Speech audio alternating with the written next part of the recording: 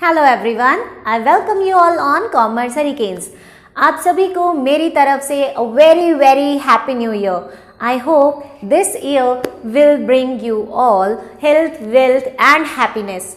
Last year जो भी आपकी लाइफ में प्रॉब्लम्स रही होंगी वो सभी प्रॉब्लम्स खत्म हो जाएं और न्यू ईयर में आपको ढेरों खुशियां मिले, आपके सभी ड्रीम्स फुलफिल हो जाएं। तो इसी कामना के साथ मैं आज की वीडियो स्टार्ट करना चाहूँगी, जिसका नाम है फाइनेंशियल स्टेटमेंट एनालिसिस पार्ट 2। इस टॉपिक से रिलेटेड मैं एक वीडियो ऑलरेडी बना चुकी हूँ एंड आई होप आपने वो वीडियो देखी है। इन केस आपसे वो वीडियो मिस हो गई है तो उसे ज़रूर देखिएगा, लिंक डिस्क्रिप्शन में दिया हुआ है। एंड वीडियो को स्टार्ट करने से पहले प्लीज़ चैनल को सब्सक्राइब कर दीजिए। अगर आपको वीडियो पसंद आए तो इसे लाइक एंड शेयर भी कीजिए। तो आज हम पढ़ेंगे फाइनेंशियल स्टेटमेंट एनालिसिस के क्या बेनिफिट्स या इम्पॉर्टेंस होती हैं और क्या उसमें लिमिटेशंस होती हैं। So first of all, we will discuss about the significance, importance, benefits, merits. All are same. तो क्या फ़ायदा होता है फाइनेंशियल स्टेटमेंट को एनालाइज करने का? First benefit is significance for management.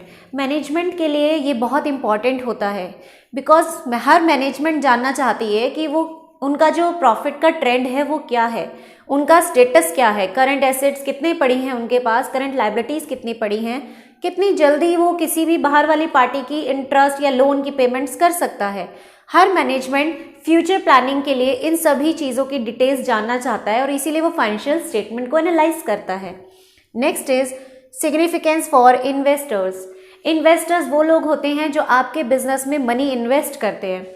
Her investor आपकी कंपनी के बारे में इंफॉर्मेशन लेना चाहता है क्योंकि कोई भी इंसान आपकी कंपनी में तभी पैसा लगाएगा जब आपकी पोजीशन बेटर होगी। अगर आप उसके लोन की रीपेमेंट टाइम पर कर पाते हो, आप उसे प्रॉपर डिविडेंड दे पाते हो, तभी तो वो आपकी कंपनी में पैसा लगाएगा। तो इसीलिए आपकी कंपनी की पोजीशन चेक करने के लिए वो फाइनेंशियल स्टेटमेंट को एनालाइज करते हैं। Next is significance for creditors. Creditors हमारे पास 2 टाइप्स के होते हैं, short term creditors and long term creditors.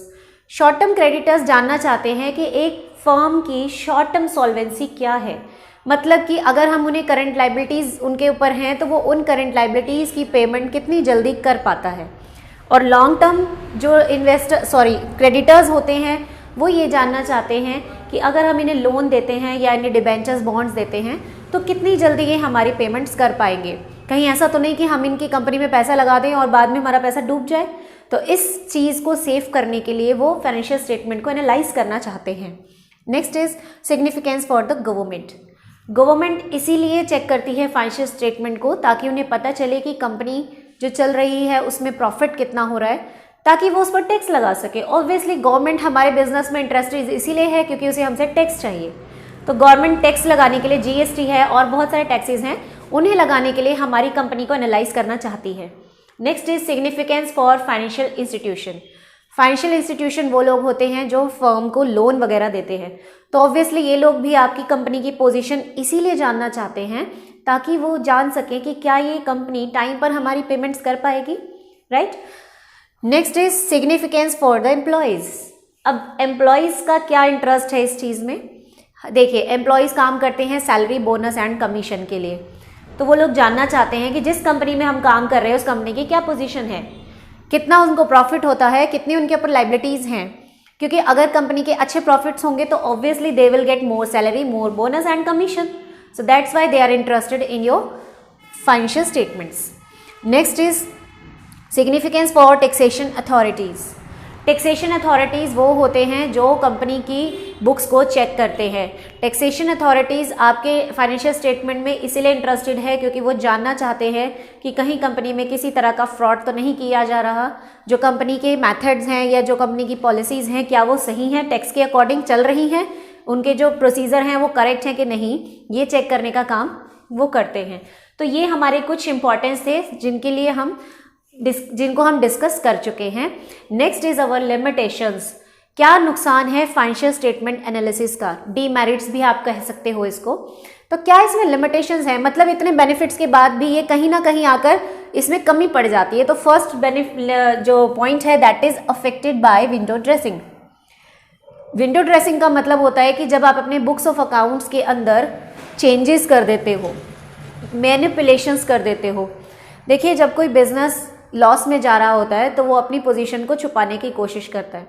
अगर उन्होंने बैलेंस शीट में अपना हैवी लॉस दिखाया और अपनी लायबिलिटीज़ बहुत ज़्यादा दिखाई तो क्या होगा, इन्वेस्टर्स उनकी कंपनी में मनी इन्वेस्ट नहीं करेंगे और ना ही कहीं उनसे उनको लोन मिलेगा। तो ऐसी कंडीशन से बचने के लिए वो क्या करते हैं, अपने अकाउंट्स में हेरफेर करना शुरू करते हैं, गड़बड़ करना शुरू करते हैं, जो कि करना बहुत ईजी है। तो हम कह सकते हैं कि फाइनेंशियल स्टेटमेंट जो है वो विंडो ड्रेसिंग से अफेक्ट होती है। अगर किसी ने अपनी बैलेंस शीट में गड़बड़ की है तो ऑब्वियसली जो आप एनालाइज करोगे वो भी गलत ही इंफॉर्मेशन प्रोवाइड करेगा। नेक्स्ट है do not reflect changes in price level. देखिए हमने क्या किया कि इस साल का प्रॉफिट हमने चेक किया, उसके बाद हमने प्रीवियस ईयर के प्रॉफिट से उसको कंपेयर किया, फिर हो सकता है कि हमने और भी पिछले प्रॉफिट्स के साथ उसको कंपेयर किया। अब हमने देखा कि लास्ट ईयर हमने जो प्रॉफिट कमाया था वो था 50,000 और इस बार हम जो प्रॉफिट कमा रहे हैं वो है 40,000। देखने से तो ऐसा ही लग रहा है कि आपको लॉस हुआ है, लेकिन क्या आपने ध्यान दिया कि इतनी ज़्यादा महंगाई हो गई है, चीज़ों के रेट बहुत ज़्यादा बढ़ गए हैं, आपको हर रॉ मटेरियल महंगे रेट पर मिला था, आपने हैवी सैलरीज पे की थी, इसीलिए आपको कम प्रॉफिट बचा। लेकिन ये चीज़ तो आपने नोटिस की ही नहीं, क्योंकि हमारा जो फाइनेंशियल स्टेटमेंट एनालिसिस है वो प्राइस के अंदर आने वाले चेंजेस को एनालाइज करता ही नहीं। अल्टीमेटली आपने बेशक 40,000 का प्रॉफिट कमाया, लेकिन वो प्रॉफिट फिर भी ठीक है, क्योंकि आप महंगी चीज़ों को लेकर आ रहे हो और फिर भी अगर आप प्रॉफिट कमा रहे हो इट मीन्स आपकी पोजीशन बेटर है, राइट। तो नेक्स्ट आता है डिफ़िकल्टी इन फोरकास्टिंग। फोरकास्टिंग यानी भविष्यवाणी करना। तो हमारा जो फाइनेंशियल स्टेटमेंट एनालिसिस है वो फ्यूचर में हमें जो डिसीजंस लेने हैं उनको अफेक्ट करता है, मतलब उन डिसीजंस को प्रॉपर होने नहीं देता। क्योंकि अगर आप जैसे इस पॉइंट में देख रहे थे कि आपको हैवी लॉस हो रहा है, ठीक है, आपको 10,000 का लॉस नज़र आ रहा है, लेकिन वो लॉस इसलिए हुआ क्योंकि आपने महंगे रेट पर चीज़ें खरीदी थी, ठीक है। उसके बेसिस पर अब आप फ्यूचर की प्लानिंग कर रहे हो कि भाई मुझे लॉस हो गया तो मुझे अब क्या करना चाहिए, तो ऑब्वियसली आपने इंटरप्रिटेशन गलत किया, तो आगे जो आप डिसीजंस लोगे वो भी रॉन्ग हो जाएंगे। तो यानी कि हम कह सकते हैं कि ये फोरकास्टिंग करने में हेल्पफुल नहीं होता। Next is lack of qualitative analysis. Qualitative का मतलब होता है वो चीज़ें जो कि मनी में मेजर नहीं की जा सकती, लाइक किसी की ऑनेस्टी, ठीक है, ये या फिर दो लोगों में अगर झगड़ा हो जाए, क्वेरल हो जाए, तो वो भी आप मेजर नहीं कर सकते। अब फाइनेंशियल स्टेटमेंट क्या होता है, टोटली फाइनेंस से रिलेटेड होता है, मतलब जो ट्रांजैक्शंस मनी से रिलेटेड हैं सिर्फ उन्हीं ट्रांजैक्शंस को हम रिकॉर्ड कर रहे हैं। लेकिन ज़रूरी थोड़ी ना है कि जो बिजनेस है वो सिर्फ और सिर्फ मनी की वजह से अफेक्ट हो। Sometime it happens that some qualitative items also affect the business, but ये क्वालिटेटिव आइटम्स क्या हैं, इग्नोर कर दी जाती हैं, ठीक है, जिसकी वजह से हमारा जो इंफॉर्मेशन है वो रॉन्ग आता है। Next is affect of personal ability and biasness. जो हमारा स्टेटमेंट एनालिसिस है वो बायसनेस की वजह से भी कई बार अफेक्ट होता है।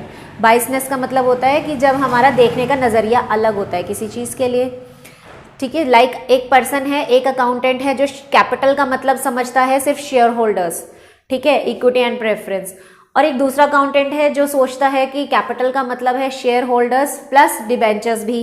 तो जब दोनों का नज़रिया अलग है तो ऑब्वियसली वो एनालाइज भी अलग अलग करेंगे, जिससे रिजल्ट्स भी अलग आएंगे। तो ये बायसनेस की वजह से अफेक्ट हो जाता है। And last is limitations of financial statements. जो भी लिमिटेशंस आपने फाइनेंशियल स्टेटमेंट के अंदर पढ़ी हैं वही सारी लिमिटेशंस यहाँ भी अप्लाई हो जाती है ऑटोमेटिकली, क्योंकि ये किसको आप एनालाइज कर रहे हो, फाइनेंशियल स्टेटमेंट्स को, तो उसमें जो जो कमी होगी वो आपके एनालाइज में भी डिप्लेक्ट होगी, मतलब नज़र आएगी उसमें भी, राइट। तो यहाँ पर हमारा ये टॉपिक खत्म होता है। एंड अगर आपको वीडियो पसंद आई है तो प्लीज़ लाइक ज़रूर कीजिएगा, चैनल को सब्सक्राइब कीजिएगा। Wish you very happy new year once again, thank you.